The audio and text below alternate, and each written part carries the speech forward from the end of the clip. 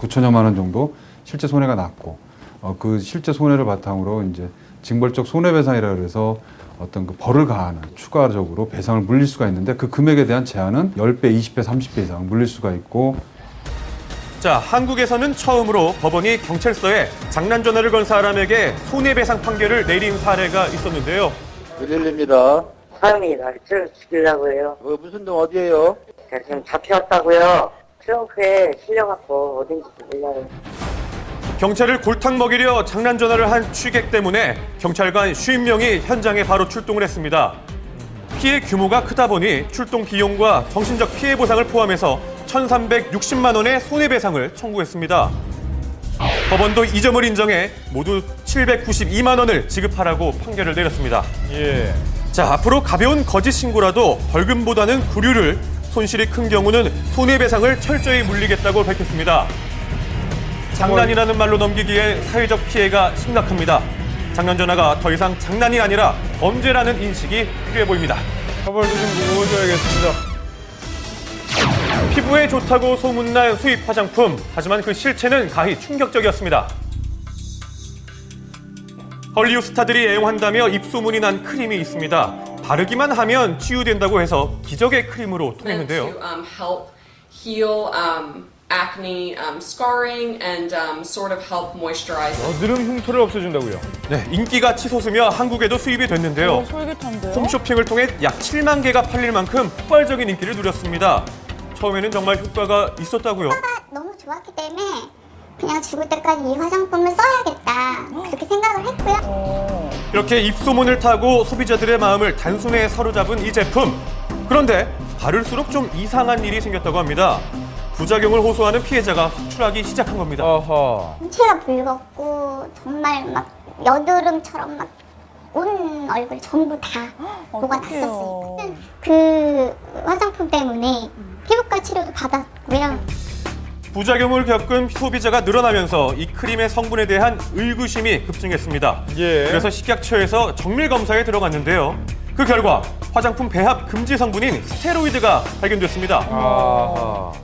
스테로이드는 피부염이 있을 때 피부염을 가라앉히기 위한 약으로 조금씩 써야 되지 지속적으로 매일 바르는 화장품에는 조금이라도 들어가 있어서는 절대로 안 됩니다. 식약처는 스테로이드가 검출된 이 크림에 대해 판매 중지와 함께 제품 회수 명령을 내렸습니다. 그런데 한 구매자는 최근까지 이 사실을 전혀 모른 채 계속 발라왔다고 하는데요. 리콜 전화는커녕 뭐 괜찮으셨어요 뭐 이런 전화도 못 받았어요. 극심한 부작용으로 지금까지 피부과에 다니는 한 여성. 이런 화장품을 들여온 수입 업체도 화가 나지만 판매를 한 홈쇼핑도 원망스럽다고 말합니다. 모두에게 책임이 있죠. 말아야 될 엄청난 게 들어있는 거를 알았을 텐데 얼른 회수되게 또 더 이상 쓰지 않도록 하루라도 쓰지 않도록 하셨어야 되는데 왜 오히려 제가 연락을 주니까 그때서야 환불해 드릴게요 라고만 한마디 하시는 거냐. 이뿐만이 아닙니다. 여성들의 손톱이나 발톱을 관리하는 네일아트 제품도 완전하지 않았습니다. 한 손톱 영양제에서 발암 물질이 검출돼서 충격을 던져주고 있는데요. 굉장히 놀랐어요. 제가 고객님께 무심코 발라드렸던 영양제에도 발암 물질이 들어있을 수도 있다는. 우리나라 대부분의 네일샵에서도 쓰고 있을 만큼 유명한 수입 유명 브랜드의 제품입니다. 이 제품 안에 어떤 물질이 들어있던 걸까요? 식품의약품안전처가 적발한 발암 물질, 바로 포름알데히드였습니다. 포름알데히드는 이제 발암 명시가 되어 물질로 있네요. 확정된 물질이거든요. 우리가 이제 가끔씩 접하는 것도 위험할 수 있는데 우리가 아침 저녁으로 매일 쓸 수 있는 화장품에 포름알데히드가 들어갔다는 거는 아마 상상도 못하게 위험한 일일 수 있습니다. 갑자기 걱정되네요. 포름알데히드는 중국 등 일부 국가에서 극소량을 허용하기도 하지만 우리 정부는 장기적인 위험성을 고려해 화장품 배합 자체를 금지하고 있습니다. 그런데 버젓이 이 포름알데히드가 들어간 제품들이 네일아트 매장에서는 지금도 판매가 되고 있었습니다. 피어에 이거 뭐 유행할 수 있다는 줄 알았어? 아니요 그런 거 없는데.